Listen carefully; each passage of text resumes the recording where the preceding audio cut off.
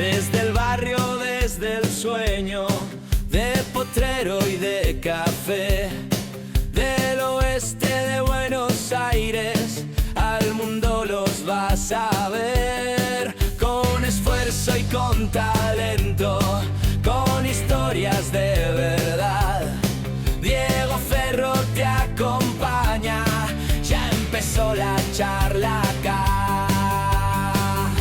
Talento del oeste, donde nace la pasión, de la cancha al escenario, del barrio a la profesión. Talento del oeste, orgullo de mi ciudad, entre risas y recuerdos se nos cumple una verdad. ¿Cómo andan? ¿Cómo les va? Muy buenas tardes. Bienvenido a otro nuevo Talento del Oeste. Buenas tardes para nosotros, seguramente para el invitado serán recién entraditas las buenas noches, pero la verdad muy contento de las repercusiones que vienen teniendo cada historias, cada talento que van surgiendo o que ya surgieron, y son historias de resiliencia donde se vuelven a configurar, vuelven a aparecer muchos como dirigentes, otros como entrenadores, pero la verdad muy contento de todos los mensajes que hemos llegado, que hemos recibido. En último momento con Carlos Goyen, la verdad que el agradecimiento para el ex arquero uruguayo que estuvo al frente de estos micrófonos la semana pasada, otro hombre que estuvo ligado al básquet cuando se lo nombraba Montecchia, y el invitado que tendremos hoy seguramente algo en sus inicios ha tenido que ver con el baloncesto. Del otro lado seguramente nos está escuchando y ya nos va a estar viendo el señor Waldo Cantor. ¿Cómo andás, Waldo? Buenas tardes. Hola, ¿qué tal, Diego? Buenas tardes, un placer saludarte y estar acá en esta charla. Así que gracias por conectarse y empecemos cuando quieras. Decía que Goyen ha tenido, cuando le comenté, sus inicios relacionados al básquet, cuando hablábamos de Montecchia, y en tu caso, de mucho antes todavía, algo con el mini, ¿no?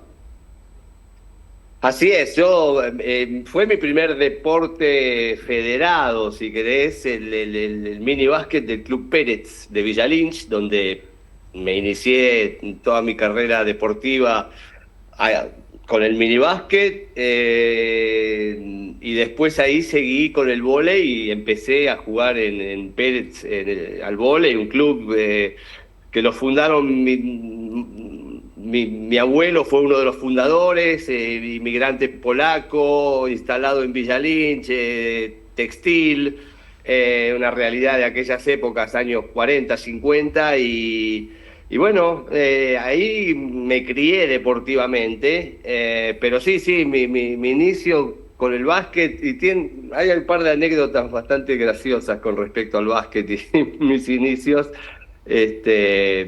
porque bueno, nada, la cuento así, empiezo ya con el básquet, todo a contar suyo esta primera anécdota. Mini básquet, claro, nosotros creo que ni siquiera teníamos los aros esos que se colgaban delante del aro principal, grande, digamos. Entonces entrenábamos mini básquet, pero con el aro grande. Después por ahí nos trajeron los aros esos desmontables de mini básquet. Cuestión que el primer partido que fuimos a jugar, me recuerdo, contra Imperio, un club tradicional de básquet Imperio importante. Junior, sí. Claro. Y perdimos 63-11, me acuerdo hasta el resultado, y yo creo que fue uno de los 11 puntos los hice yo, pero lo hice en el aro grande. O sea, mi tiro sobrepasó el aro de mini y fue a parar al aro más grande, que era donde estábamos acostumbrados a jugar. Bueno, esa es una anécdota que siempre me resultó muy graciosa, pero mis recuerdos del básquet, porque claro, eran tiempos de jugar con los amigos, los chicos del club, bueno, así que fueron un par de años de básquet para después pasar a fútbol y después finalmente recalar en el vóley, donde me quedé para siempre. Ya de grande, ¿te enteraste o supiste quién era Juan Volante? Juan Volante. ¿Vos no jugabas de volante en All Boys? Claro, Juan Volante, por eso se le llama volante, hay que jugar como volante, esa historia es muy, muy, muy conocida. Después me enteré quién era Volante y sí, traté de jugar como volante en All Boys, en la novena, sí, es verdad. También mi paso por el fútbol fue muy lindo, porque bueno, ¿quién no quiere jugar al fútbol? ¿Quién no quiere tener esa posibilidad, ese sueño? Bueno, es el de todos, el que nos marcó Maradona haciendo jueguito en ese reportaje cuando tenía, no sé, 10 años, 11. De hecho, Maradona es del 60, igual que yo, por lo cual compartimos camada de pre-novena y novena, y he jugado contra aquel gran equipo que eran los Cebollitas de Argentinos Juniors en la novena.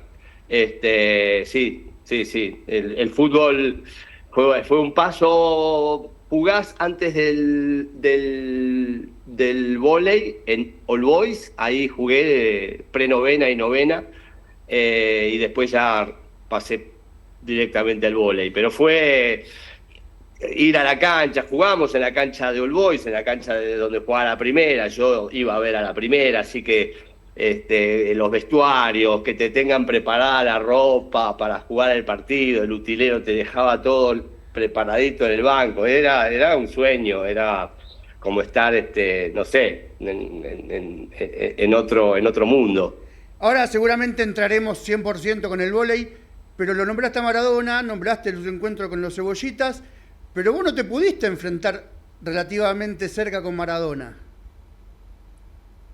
No porque no lo vi, o sea, pasaba de largo, por eso no me pude enfrentar con él. Jugamos en contra, me acuerdo un partido, novena Argentino, porque claro, el domingo jugaba Argentino All Boys y durante el sábado jugaban todas las divisiones inferiores. Hasta la tercera, que jugaba antes de la primera en aquella época. Y me acuerdo que estábamos en el túnel antes de salir a la cancha y el entrenador me dice: ahí está, ese que está ahí va a estar enfrente tuyo, es el 10, es Maradona. Y yo siempre digo, menos mal que me lo mostró ahí, porque después en la cancha no lo vi más. Aparte él era un fenómeno, obviamente, ya en aquel entonces era cuando salía a hacer jueguito a la cancha de Argentino, de arco a arco, no se le caía la pelota, chilena, gol, hacía, y la gente le esperaba que termine el primer tiempo para ver a ese pibe que estaba creciendo en las inferiores, y creo que, no sé si perdimos 4-0, 5-0, o sea, nos bailaron. Pero había varios jugadores muy, muy buenos ahí. Había un número 11 que le decían Polvorita, que era un fenómeno. Es más, cuando Diego hizo el programa, ya creo que fue por el 2005, 2006. La noche del 10, sí. La noche del 10. Ahí invitó a todos los jugadores de ese plantel, de los Cebollitas. Estaba Polvorita y estaban tantos otros que yo recuerdo, y los invitó ya de grandes, 45 años en esa época tenían, y bueno, ahí los volví a ver, a toda esa camada. Ahora sí nos adentramos 100% con el hombre que ha hecho, uno de los hombres que ha hecho historia en el vóley nacional, y hablabas de Pérez, el club fundado por los ancestros. ¿Ahí es donde empezaste a sentir que el vóley era lo tuyo? Sí. Yo cuando empecé a jugar al vóley fue así como quien dice, mi sueño es jugar en la selección, cuando esa gran y famosa entrevista a Diego chiquito.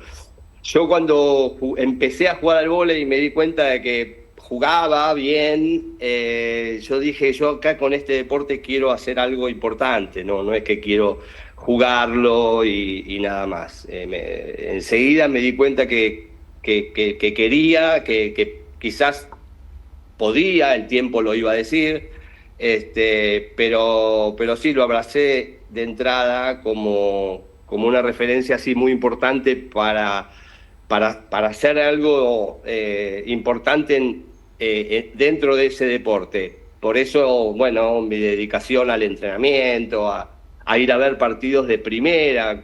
Yo empecé tarde a jugar al vóley, empecé a los 15 años, porque, bueno, hasta los 14 jugaba ahí en la novena de All Boys. Y ya cuando empecé, recuerdo ir a ver los partidos de primera de aquella época, así, una noche con mi hermano por ahí, que también jugaba en el equipo de Pérez al vóley, íbamos a ver los partidos de primera de vóley para ver buen vóley. Yo empecé en cadetes, sub-16, digamos, pero también jugaba en la cuarta. Y bueno, y ese club tuvo como un ascenso así meteórico. Un solo año nos quedamos en cuarta y después empezamos a ascender de cuarta a tercera, tercera a segunda, segunda a primera. Y en el 79 llegué a primera con el club y jugué ahí 79-80. 2 años en primera, y después ya, bueno, pasé a Ferro, ya en esas épocas ya empezaba a jugar, a ser convocado para la selección, pero sí, el inicio fue muy intenso, porque también ahí el vóley lo creó casi... Hay una anécdota muy interesante, muy linda, que me liga históricamente y familiarmente al vóley de Pérez, porque mis padres se conocieron ahí, siendo mi papá entrenador de básquet de mi mamá, y así en esa época había los bailes de los clubes, ¿viste? Entonces, nada, finalmente se casaron y bueno, yo vengo de esa cuna, de esa historia. Y todos los que empezamos a jugar al vóley en ese club, eran todos muy amigos, era un grupo de amigos, con los que hoy nos seguimos viendo y seguimos yendo a cenar, recordando siempre las mismas cosas, porque claro, uno ya está grande y habla siempre lo mismo.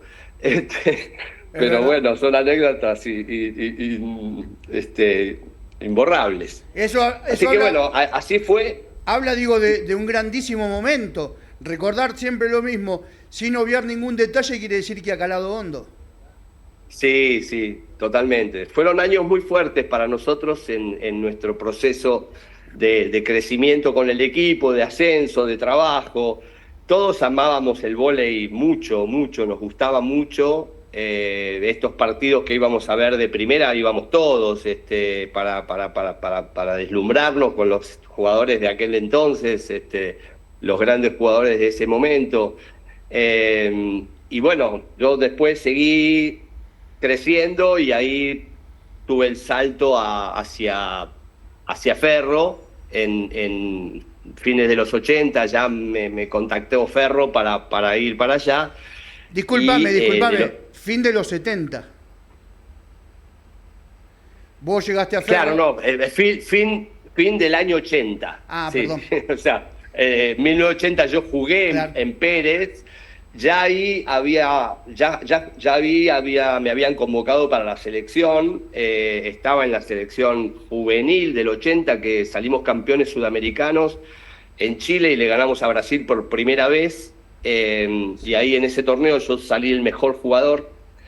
Entonces, bueno, Ferro, que era en ese momento el club estrella, el mejor club de la Argentina, bueno, me convoca y yo, imagínate, enloquecido por hacer ese salto. Sí, dejaba atrás el club de mis amores, pero sabía que era lo que quería y lo que hacia ese futuro de crecimiento que me ofrecía Ferro, así que no lo dudé y por 5 pelotas pasé a Ferro. El pase.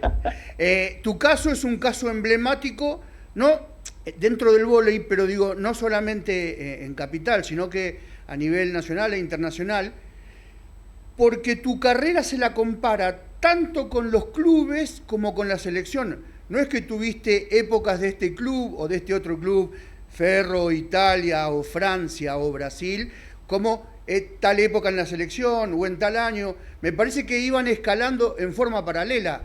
Recién empezaste a nombrar distintas épocas y fechas que a lo largo de tu carrera deportiva se hicieron una constante. Vamos a decir, selección nacional, sudamericano, en este caso juvenil, Brasil, que es otro tema dentro de la charla aparte, pero que sigue un correlato.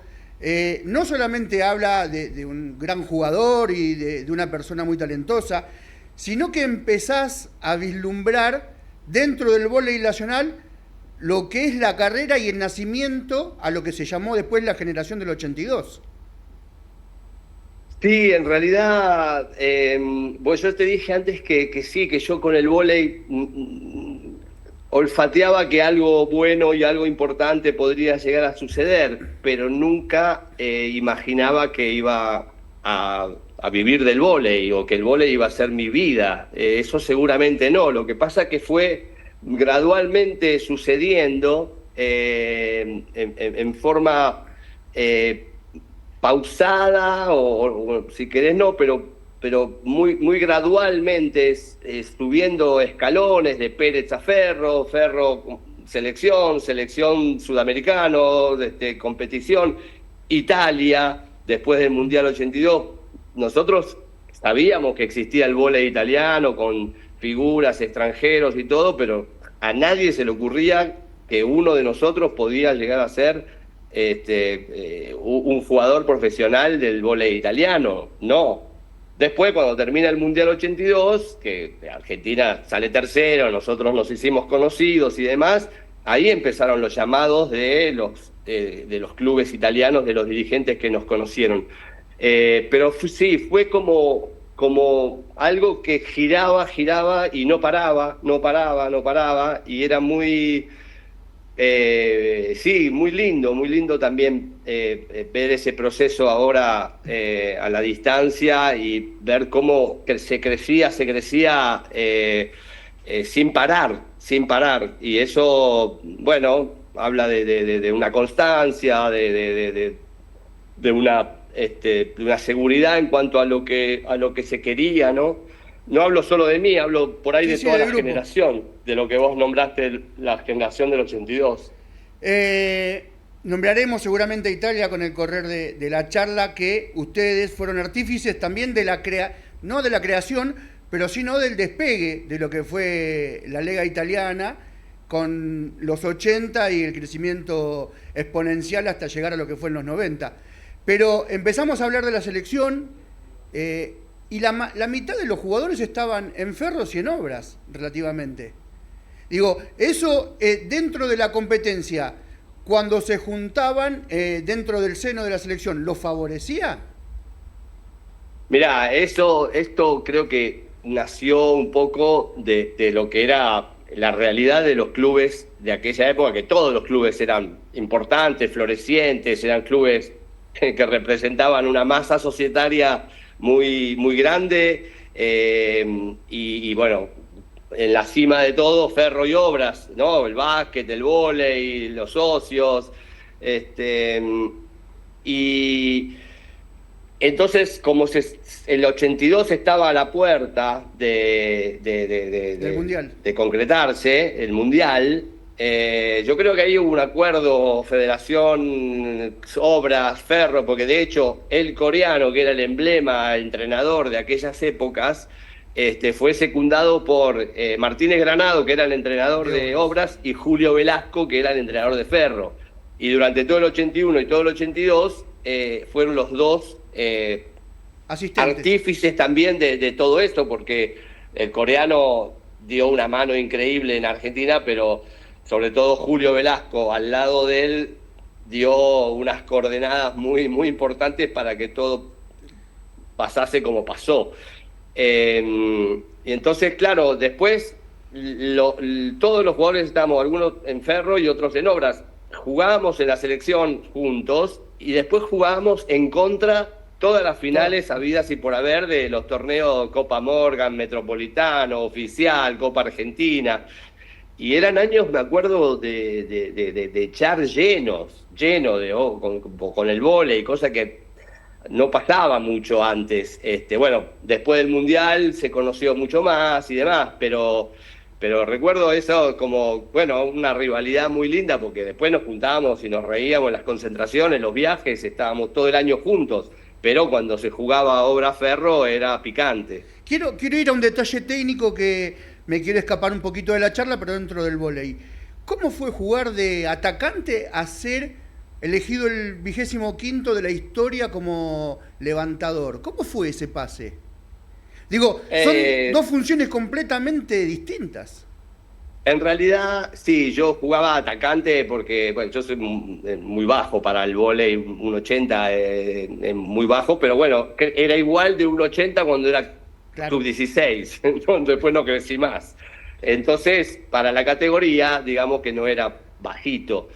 Tenía un salto, saltaba bastante, y en ese momento había una fórmula que se llamaba 4-2. Era como 4 atacantes y 2 levantadores, pero los levantadores se turnaban, cuando estaban adelante atacaban, cuando estaban atrás levantaban. Eso era el 4-2.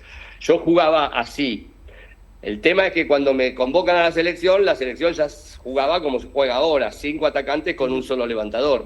Y bueno, ahí me acostumbré, cambié el switch a ser solo levantador. Me acuerdo que, por ejemplo, ya un detalle técnico, ¿no? De haber sido, de saltar como atacante, jugar 4-2, levantar, atacar, a solo levantar. Con Julio esto lo hablábamos porque siempre lo recuerda. Yo perdí 15 centímetros de salto, por ejemplo, por justamente no saltar al máximo para atacar, y saltar un poquito para levantar. Y bueno, y ahí me acomodé, digamos. Yo me acuerdo que para mí fue como un esfuerzo mental muy importante, acostumbrarme a levantar, a pensar todo el tiempo la cuestión del armado del equipo, la pelota a cada uno de los jugadores, bueno, las cuestiones más técnicas del vóley. Y para colmo el coreano, que insistía mucho con las combinaciones de ataque, como se jugaba en ese momento. Entonces, sí, fue un pasaje al principio bastante, no traumático, pero sí de mucha preocupación mía. Y bueno, ya después me encantaba, qué sé yo, de lo que más me gustaba era levantar y no más atacar. Aparte porque ya no podía atacar más ya con esa altura. Ya lo trajiste varias veces al coreano y lo tenemos que incluir definitivamente.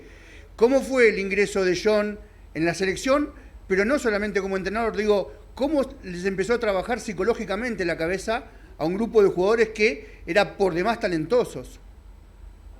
Sí, llegó a la Argentina mucho antes que aparezca esta generación, que diría que en el 80 él finalmente recluta a Hugo Conte, a Castellani, a Esteban Martínez, Raúl Quiroga, Cuminetti, Uriarte. Bueno, Uriarte, Mario Sainz, bueno, sí, uno que después no siguió.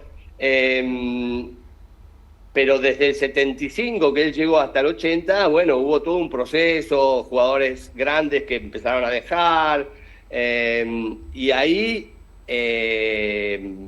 bueno, yo cuando lo conocí, nada, un respeto absoluto, porque el tipo hablaba poco, te decía 2 cositas y vos tenías que interpretar las cosas que quería decir. En un punto hasta fue instructivo, casi educativo, en el sentido de hacerte laburar la cabeza, porque saber qué quiere decir, qué me quiere decir. Después cuando llegó Julio, Julio como Velasco y Martínez Granado, sobre todo Julio, era quien traducía o establecía algunos parámetros, algunos conceptos, pero el coreano era un tipo que bueno, que en principio tuvo el talento de ver a esta generación, a encontrarla. A mí mismo, yo venía de este club, de Pérez, después Ferro. No, él ya me llamó cuando yo estaba en Pérez, y en realidad había otros buenos levantadores en Argentina. Pero bueno, él se fijó en mí y tuvo la constancia y se la jugó, y bueno, así con algunos otros jugadores que por ahí no eran en ese momento de cierta élite, pero el tipo los vio.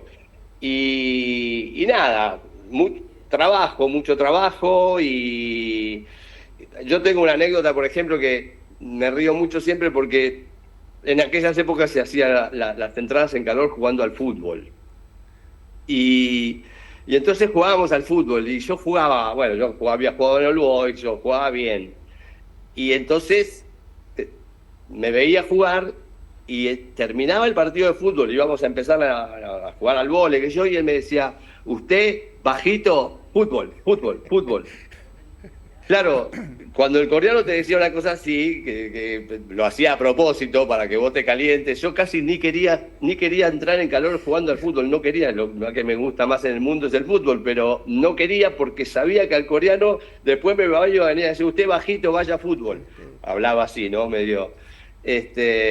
Pero bueno, era un tipo que 2, 3 cosas te decía y te quedaban. Es el día de hoy que grandes entrenadores, de los mejores de Argentina, como Daniel Castellani, por ejemplo, que sale de la cuna del coreano, también tiene algunas cosas que se acuerda de que las aprendió ahí con un tipo que ni siquiera hablaba bien castellano, pero con los conceptos que vertía te colmaba de alguna manera. Mucho trabajo, lo rescatabas recién, lo nombraste, mucho. Entiendo que el lema debe ser trabajo mata talento, ¿sí? Porque si no hubiera sido imposible llegar a donde llegaron. Ya con el equipo formado, esperando el inicio del Mundial, ya les toca de entrada viajar a Rosario y estaban inmersos en un clima que desconocían ustedes. Y desconocíamos porque el vóley no había generado nunca tanta popularidad, tanta empatía de la gente con una selección. Claro, se jugaba el Mundial, era importante, pero bueno, habíamos jugado algún partido amistoso, muy pocos antes de jugar el Mundial, jugamos muy pocos partidos amistosos en Argentina. Con gente, sí, pero otra cosa es un estadio, el estadio que se hizo en Rosario, al lado en el Parque Independencia, en la cancha de Newell's, se armó un estadio grande, de 5.000 personas, importante. Bueno, la anécdota es que nosotros cuando fuimos a jugar el primer partido contra Túnez, vemos una cantidad de gente, una marea de gente que no lo podíamos creer. De verdad creíamos que había algún partido de fútbol que jugaba Newell's, entonces que había un montón de gente, y cuando el micro pasa y la gente ve que somos nosotros, empieza a vitorear, empieza a gritar, a aplaudir, y que yo dije, wow, esto es por nosotros, estábamos cagados en las patas. Y después, bueno, salíamos a la cancha, el ritual de papelitos de aquella época. No estábamos acostumbrados, y la gente tampoco estaba acostumbrada. De hecho, el vóley, vos podés perder 1 punto, 2 puntos, 3 puntos, 5, después recuperás, ganás, perdés puntos hasta llegar al final del set. La gente, cuando nosotros perdíamos 2 puntos, nos empezaba a putear, porque no sabía viste cómo era el sistema. Entonces era muy gracioso, como decía, no, espere que falta mucho todavía. Nombraste ya el Mundial encima, pero ustedes venían con muchísimas dudas. Digo, todos los amistosos que venían jugando los iban perdiendo. Digo, ¿en qué momento hicieron el cambio? Sí, nosotros hicimos 3 giras muy importantes antes de jugar el Mundial, 2 por Asia y 1 por Europa. Perdíamos muchos partidos, casi todos perdíamos. En la última gira antes del Mundial 82, que la hicimos por Asia, estábamos en Corea. Corea había sido cuarta en el otro Mundial anterior, Argentina 22. De 24, 22 de 24. Corea cuarta, muy buen equipo, y jugamos un partido contra Corea y le ganamos. Le ganamos en Corea. Y ahí dijimos, ¿qué pasó? Después volvimos y jugamos un partido amistoso contra Cuba, otra potencia, en La Plata. Y le ganamos también a Cuba un partido. Bueno, en definitiva, nosotros, si entrábamos entre los 8 mejores, ya era nada, la gloria absoluta. Eran 24 equipos, clasificar, ya estabas entre los 12, que ya era Sí. el 100% del mundial anterior, pero bueno, colarse entre los 8, pero bueno, un poco la suerte del local, que nos tocaban zonas un poco menos fuertes de las zonas que había en otros lugares. Más laxas. Pero eso, claro, eso lo hacen todos de última. Pero bueno, después fuimos ganando partidos contra equipos que no le habíamos ganado nunca, qué sé yo, Alemania, Canadá, Japón, y llegamos hasta el último partido contra Japón por el tercer puesto, que se caía el Luna Park y lo ganamos. Y nada, subir al podio, increíble. Sin ánimo de spoilear el final, porque ya pasó hace 44 años, 43, pero nombrabas que tuvieron, salvo las complicaciones iniciales, después el equipo con Cuba lo fueron encontrando, le ganan a Túnez, pero ustedes ya sabían que con Japón lo más factible era que se perdiera. Ahora, el rival a vencer era México. Ese partido también surgió con varias complicaciones, que hasta último momento no se sabía que el resultado iba a ser el favorable. Y ese partido lo ganamos 3-1, creo que los últimos 2 sets en diferencia, 16-14, 17-15, muy peleado, muy nervioso nosotros, porque habíamos perdido contra Japón y teníamos que ganarle a México para clasificar, le habíamos ya ganado a Túnez, que esa era la zona, y bueno, sí, muy difícil, siempre recuerdo eso como un momento del Mundial de casi pánico, porque, bueno, sí, México tenía un equipo que no era de un gran nivel internacional, pero nosotros tampoco. Pero claro, nosotros jugábamos en casa, delante de nuestro público, mucho nervio, el equipo muy jovencito, nuestro equipo, y sí, al final lo terminamos ganando muy peleagudo, y ahí ya pasamos a la otra instancia, que jugamos contra Canadá, contra Corea, en Rosario mismo, y si ganábamos esos partidos pasábamos a la zona de Buenos Aires, donde jugábamos contra Alemania. Otro partido extremadamente complicado. Que sí, es un partido complicado. Cargado de todo. Sí.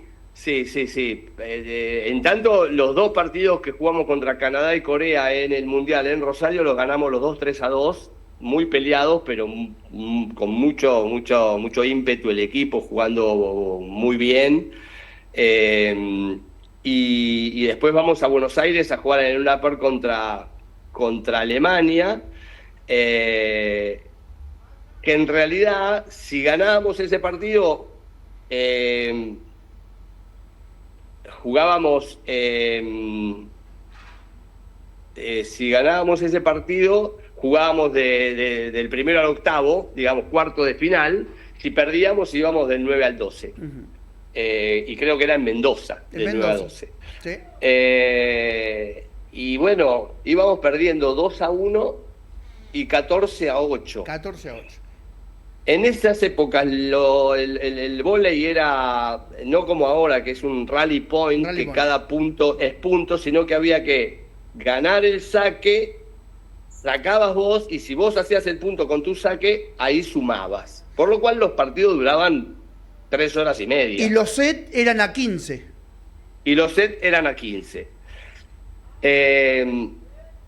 Cuestión que estábamos perdiendo 2-1, 14-8, y bueno, nosotros veíamos, la gente se empezaba a ir del estadio, ya está. Y bueno, sumando, terminamos ganando 16-14 el cuarto set y después le ganamos el quinto.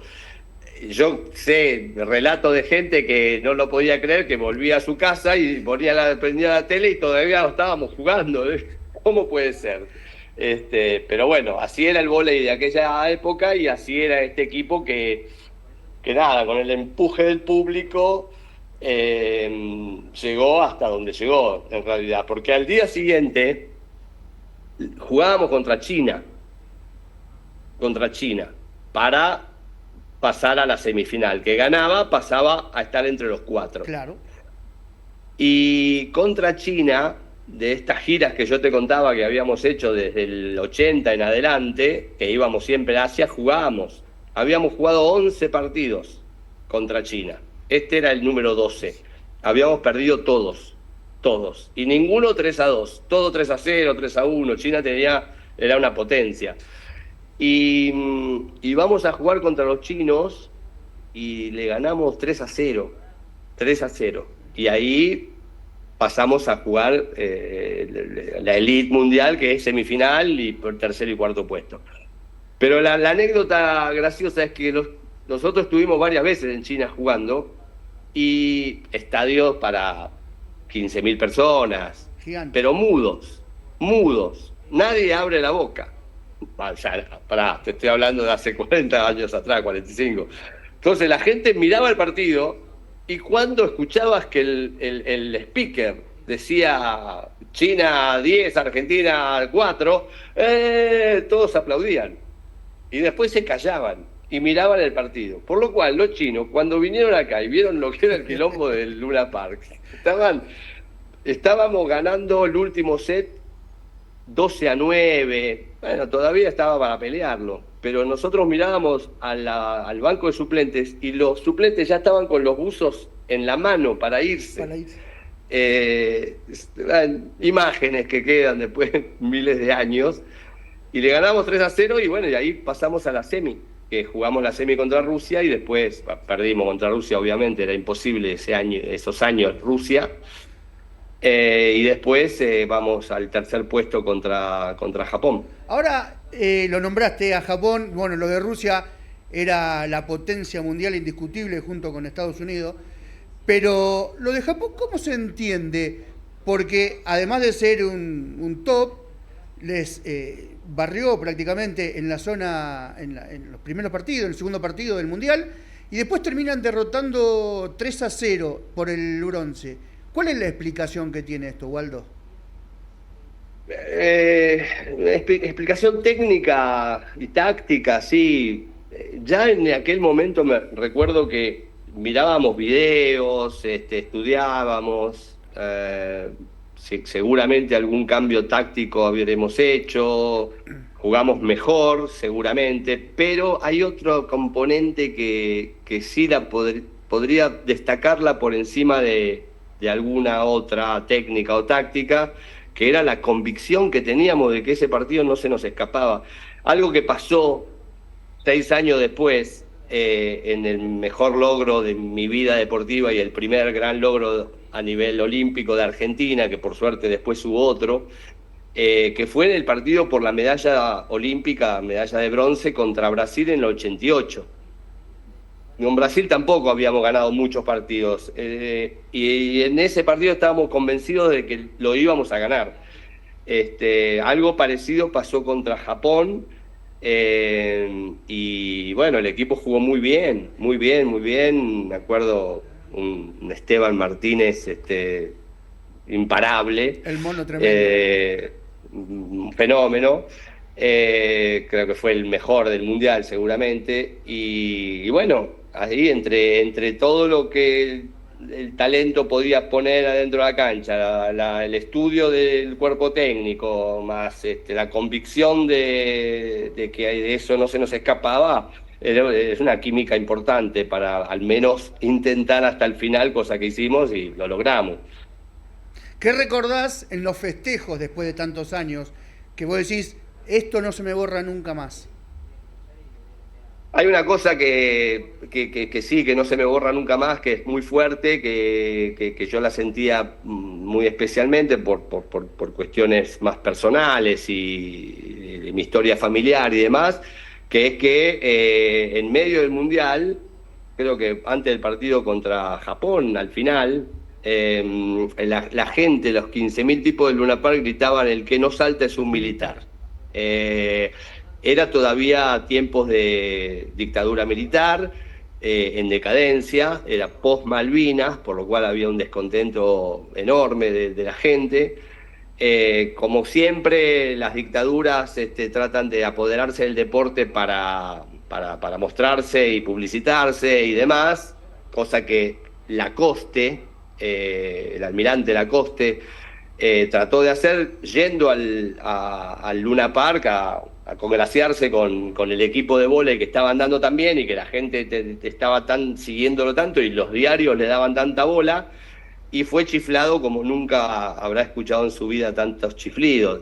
Entonces eso, que no forma parte de los festejos, digamos, de los triunfos, pero sí forma parte de algo que el vóley de alguna manera pudo plasmar en la gente, que era sacarse el miedo de encima, protestar, gritar, y de alguna manera poner su grito en contra de esa barbarie que era la dictadura militar. Eso lo recuerdo muy fuertemente y es algo que nada, que no voy a olvidar, y que me da orgullo, no personal, pero sí que el vóley de alguna manera sea lo pudo partícipe, haber. total. Claro, y de haber sido partícipe, totalmente. Sí, señor. Y después nada, esta cosa de que la gente invada la cancha, ¿viste? Que la gente invada la cancha, que bajen toda la tribuna y empiezan los abrazos y que te llevan en andas y que te llevan por todos lados. O sea, esas cosas que, no sé, ya casi no pasan más, no dejan que la gente entre. Sí. Y bueno, esos festejos sí, los recuerdo. Porque la gente estaba enloquecida. Evidentemente también tenían una necesidad de sentirse unidos y festejar algo que bueno, eso lo recuerdo como algo muy lindo, muy grato, muy de conjunción con el público y con la gente, muy lindo. Total. Bueno, termina el Mundial y ya después empieza la travesía europea. Recalás en Italia, en el Jesi, van en el Siene, pero vos sos parte, como en tu vida deportiva, de ser génesis de distintos equipos. Lo nombraste a Pérez, la selección con su inicio, y el Parma se hizo importante, ¿no? Si mal no recuerdo. No, el Parma, eso se lo podés atribuir a Hugo Conte, que fue al Parma, y con el Parma sí hizo una carrera importante. Lo que yo viví fue en Jesi, que vos nombraste recién, bueno, unos años muy importantes para el vóley de ese club, y sobre todo porque a ese club fue Julio Velasco como entrenador. Que ese fue su inicio en Italia, y hoy en día sigue siendo el entrenador de la selección femenina de vóley italiana, campeón mundial y campeón olímpico. O sea, ese equipo es el día de hoy que recuerda que gracias a ellos, a esos dirigentes, y nosotros que, bueno, yo ya lo conocía, Julio, pero sí, todo ese equipo hoy mismo sigue reunidos en un chat y hablan de aquella época que lo tuvimos a Julio Velasco de entrenador. Así que sí, la carrera italiana fue marcada en el Catania, donde en el Catania sí sos ídolo. Sí, no, en Catania sí hicimos con Hugo Conte, estuvimos ahí 3 años, y de verdad, ahí sí, fueron 3 años muy importantes. Te interrumpo constantemente cuando hablas de Italia y de esto, porque uno lo ha visto en retraso, no lo veía en directo, Pero ahí se empieza, salvo la selección, se empieza a gestar esa famosa dupla, Conte-Cantor, donde estuvieron después en Ferro. Tal cual.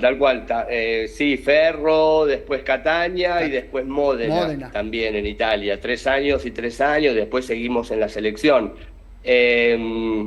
Sí, yo siempre digo que éramos como Moses Malone del subdesarrollo. No, pero digo, es una dupla que evidentemente ha recalado.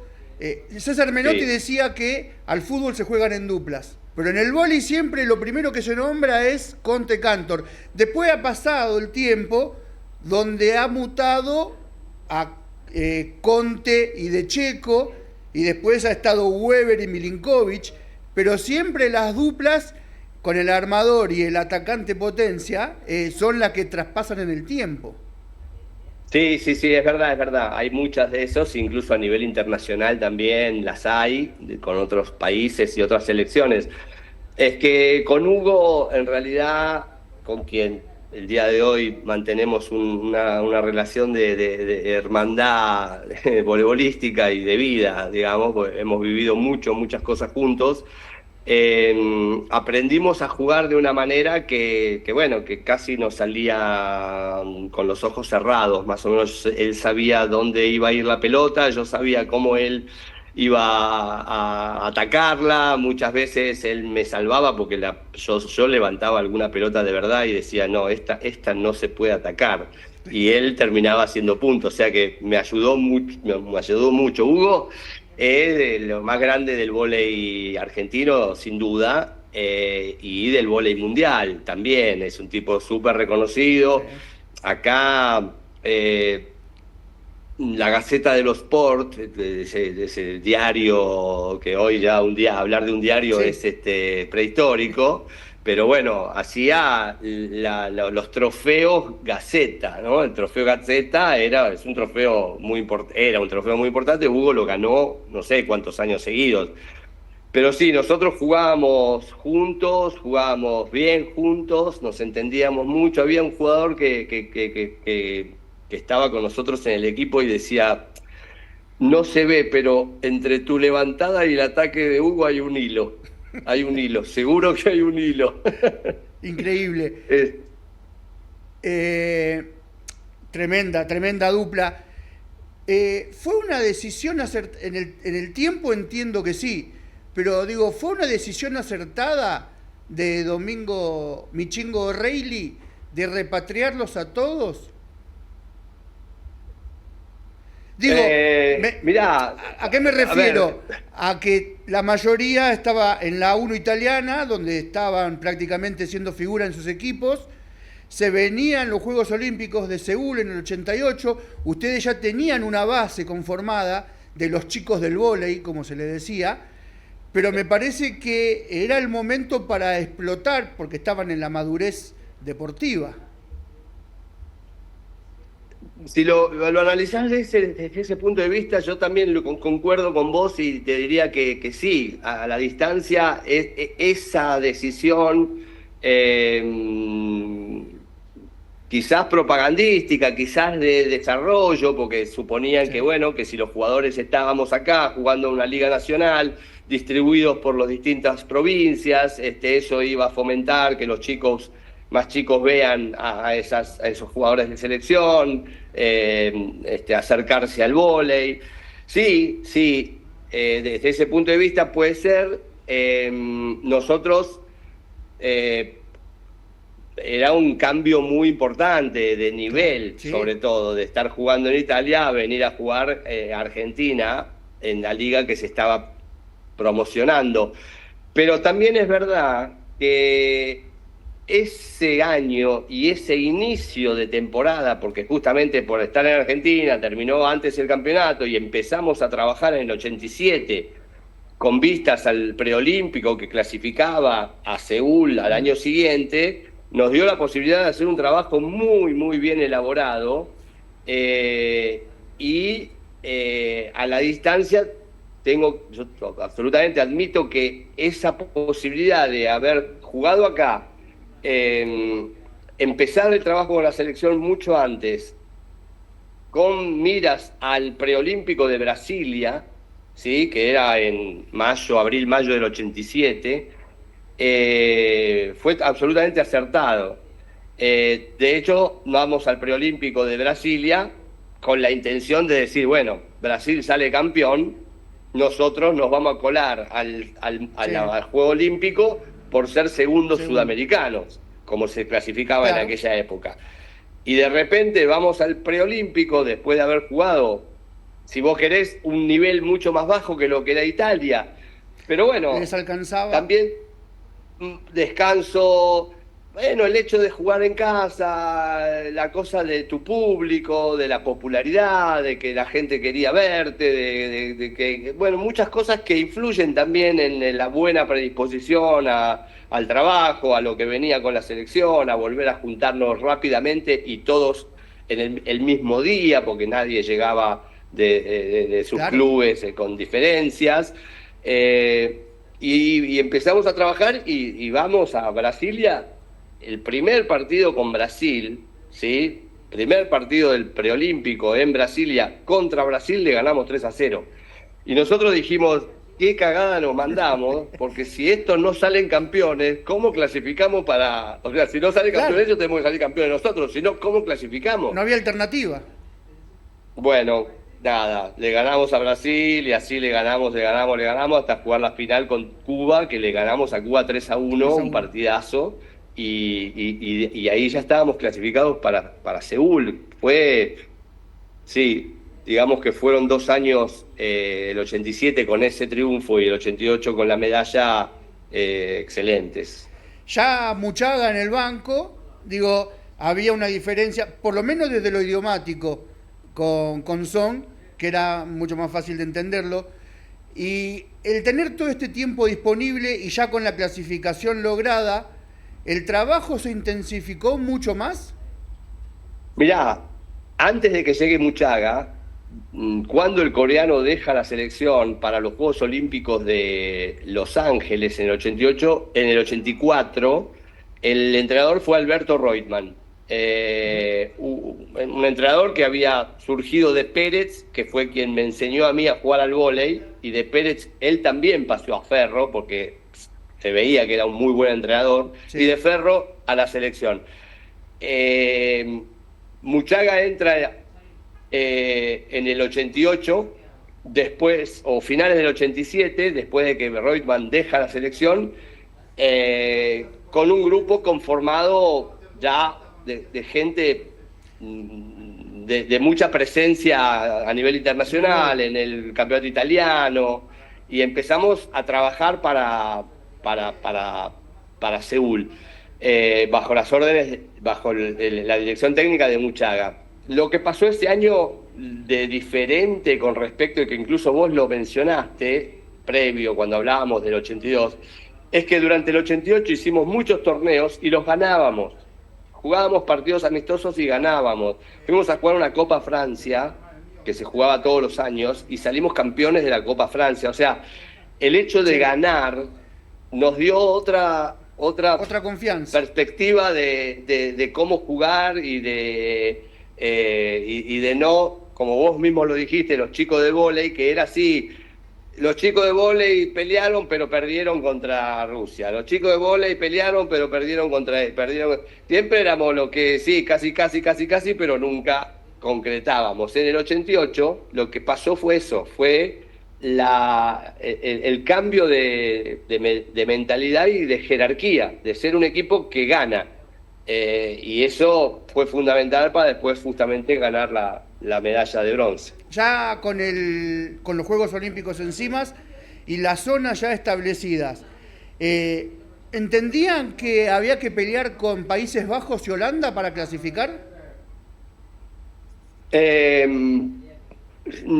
O quizás Francia también. Estábamos con Estados Unidos en la zona. Túnez y Japón. Japón, Holanda, Egipto, ¿era o Túnez? Túnez.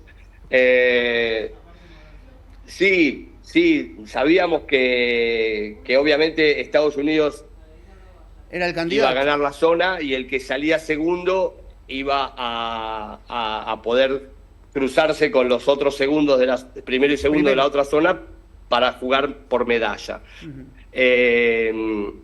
Sí, Holanda venía creciendo, Francia venía creciendo también. Sí. Y Japón fue siempre una incertidumbre. Un equipo muy temible.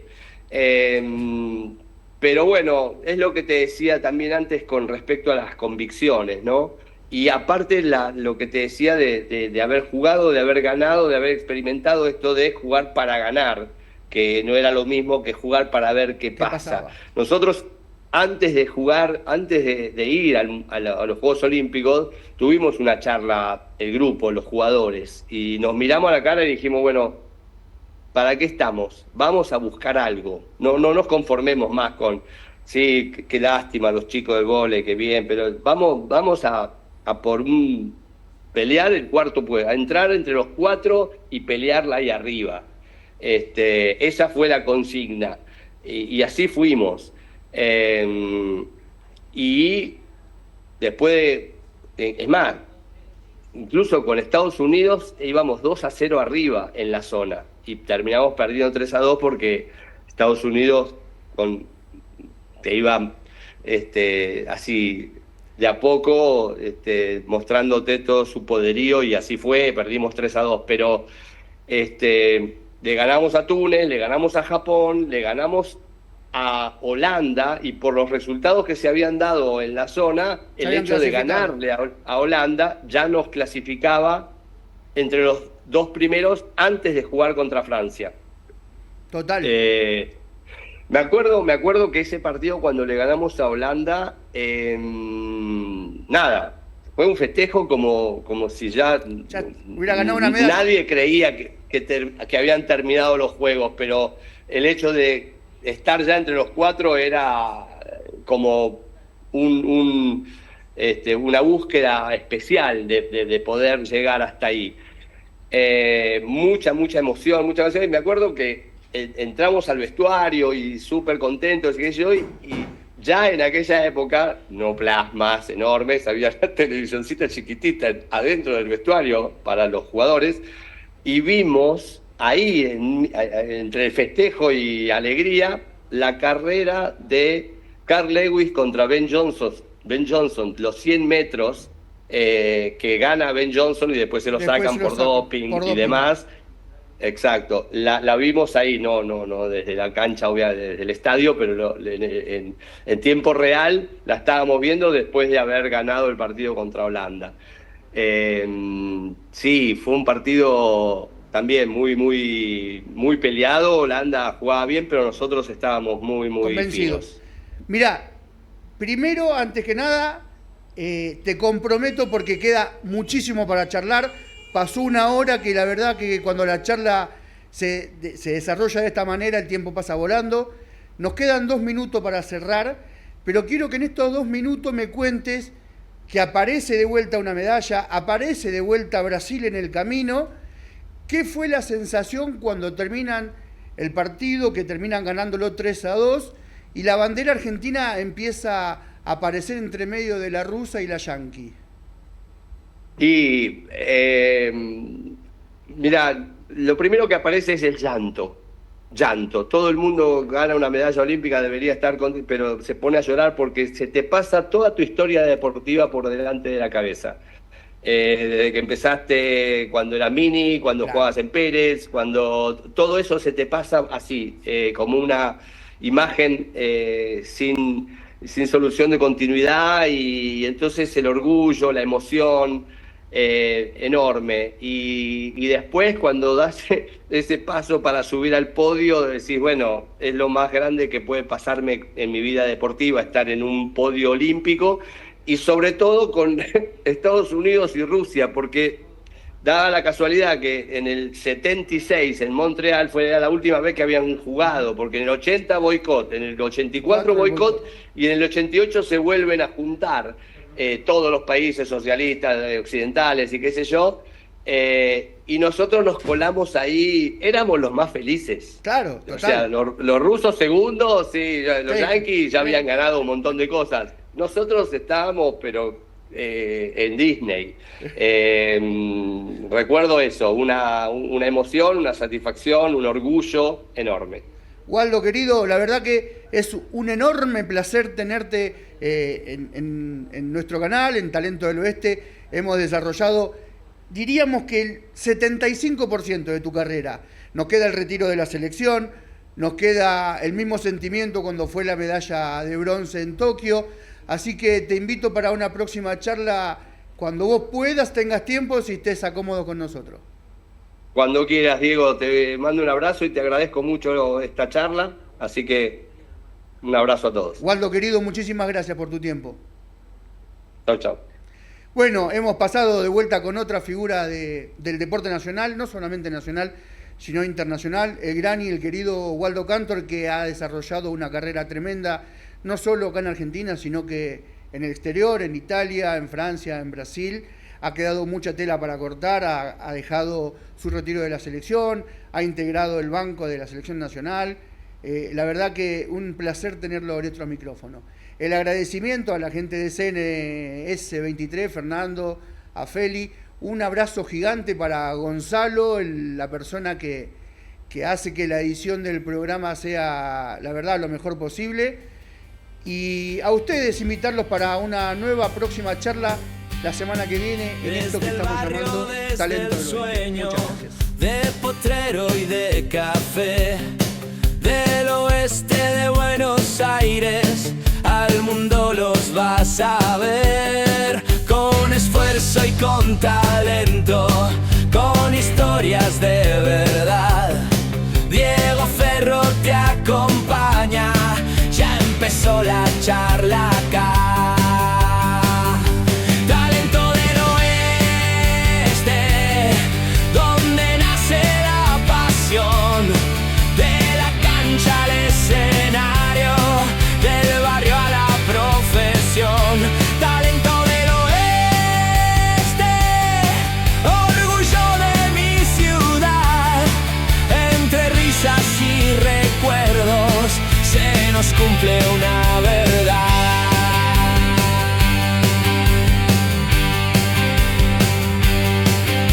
De músicos y de actores, de deportistas también, que empezaron desde abajo y hoy brillan donde los ven.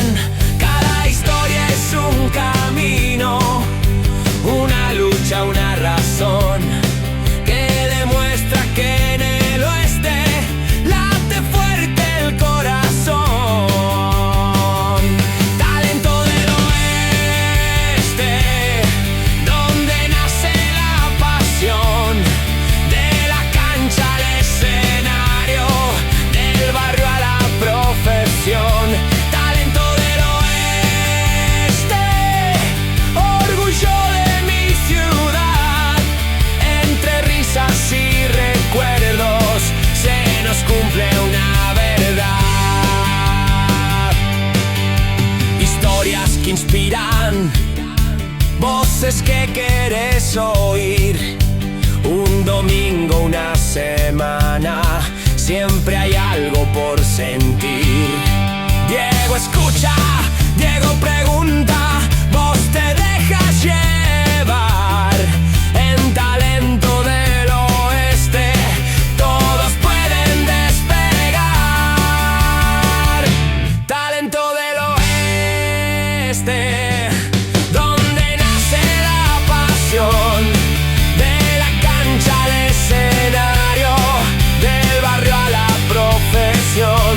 Talento del oeste, orgullo de mi ciudad, entre risas y recuerdos se nos cumple